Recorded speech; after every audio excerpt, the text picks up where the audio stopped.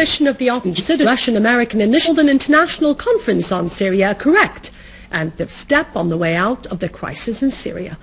In a press conference in Damascus today, the coalition announced its willingness to attend any conference according to a paper containing the roadmap that was adopted in Damascus on September 26, 2012.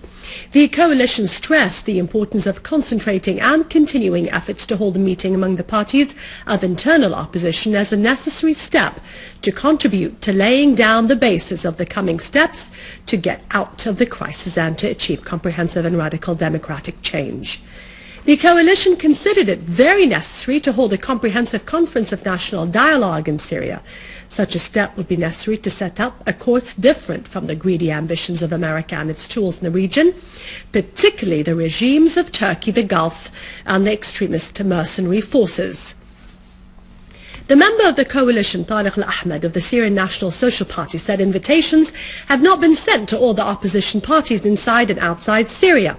The member of the coalition, Fatih Jamous, said great efforts were exerted with internal opposition and initiations were extended to the coordination committee. However, this effort failed because they rejected the invitations. The coalition prefers to launch the dialogue conference in Syria. The Deputy Chief of the General Staff in the Russian forces reiterated his country's position in refusing any foreign interference in the Syrian affairs.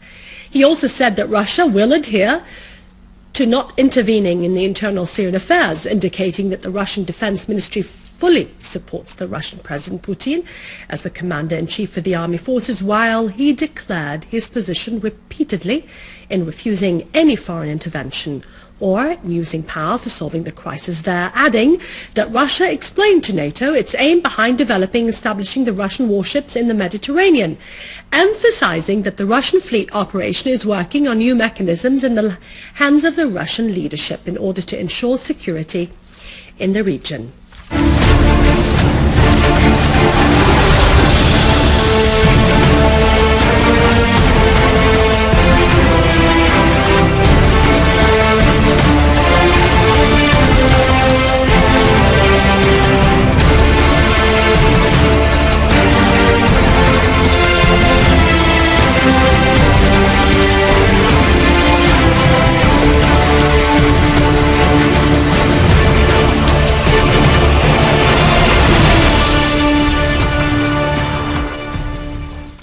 The Syrian Arab Army continues to chase the terrorist groups, clashing with several terrorists that have been attacking the citizens in Bedzi neighborhood of Damascus, killing a number of them and injuring others, including the so-called Munib Shile, leader of a terrorist group, and the Libyan terrorist Omar Abeid al-Jassim. A military source said that security was almost restored to al-Misra area in Bedzi after killing a number of terrorists. The source added that the Syrian Arab Army clashed with some terrorist groups that had tried to be stationed around Tishrin Hospital with the aim of attacking the hospital and the neighboring residential area. Most of the terrorists were killed.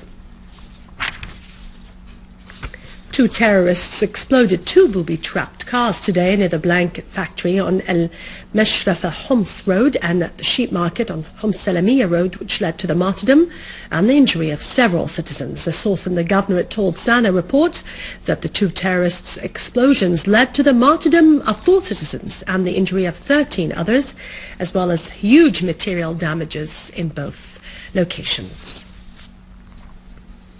In the framework of targeting the infrastructure, terrorists who belong to Jabhat al-Nusra launched several mortar shells on the electricity station in Martyred and Hama countryside.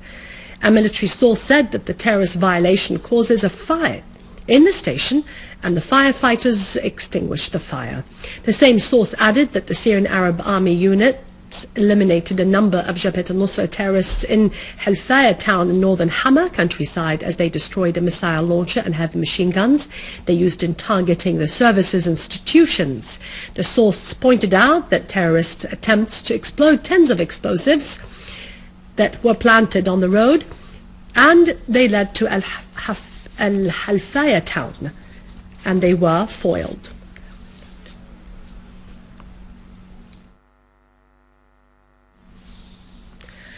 Terrorists detonated An explosive device planted in a car which was parked on the highway of Rukneddin near Ibn Nafis hospital, killing a number of citizens and injuring others.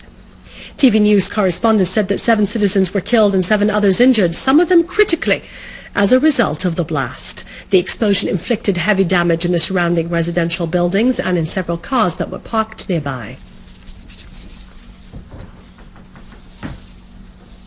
The Turkish authorities detained 4 people suspected of planting the explosive devices in El-Rihani on the Syrian-Turkish borders when 2 booby-trapped cars exploded, killing 50 people and wounding hundreds, in addition to causing great material damage. Among the citizens of people questioned about the explosions, 17 were detained, 4 have escaped, and others were released when they were proved innocent.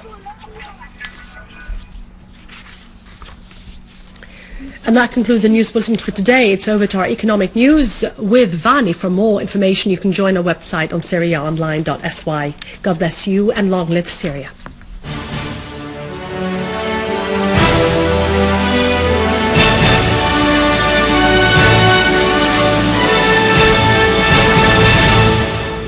Good afternoon. The Decision Support Center at the Cabinet specified many policies to enhance the Syrian economy through maintaining the infrastructure of the Syrian economy in order to support the production sector, preserve resources and establish safe economic areas, in addition to providing job opportunities and supporting agricultural products. Moreover, the center highlighted the importance of providing all the facilitations needed to launch small and medium-sized projects, encourage the rural economy and increase productivity.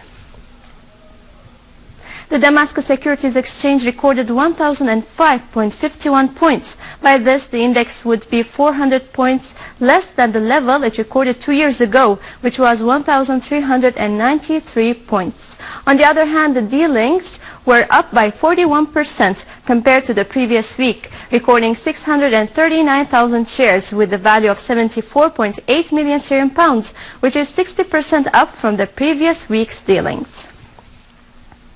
Thousands of Italians in Rome demonstrated against the government's austerity policy and the rising unemployment rate, calling the Prime Minister to work on creating new jobs in order to bring the country out of its recession. The leaders of the trade union said that the Prime Minister should stay away from the austerity program that was adopted by the former Prime Minister, which cut governmental spending, increased taxes. The manager of the National Project for Shifting to Modern Irrigation asserted that the new lending mechanism was issued during the funding board's meeting.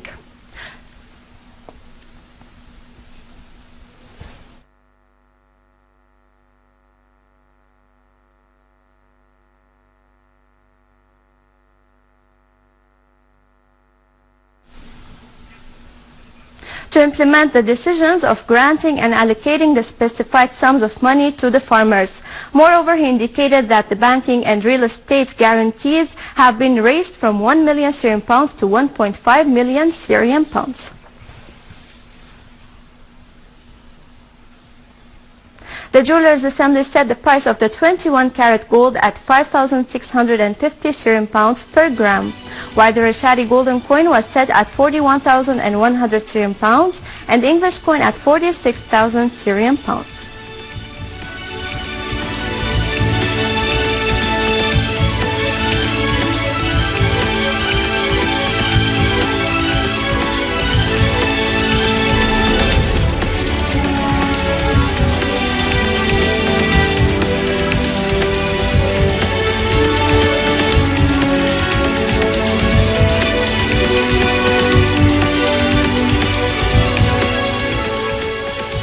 And now over to the exchange rates according to the bulletin of the Central Bank of Syria.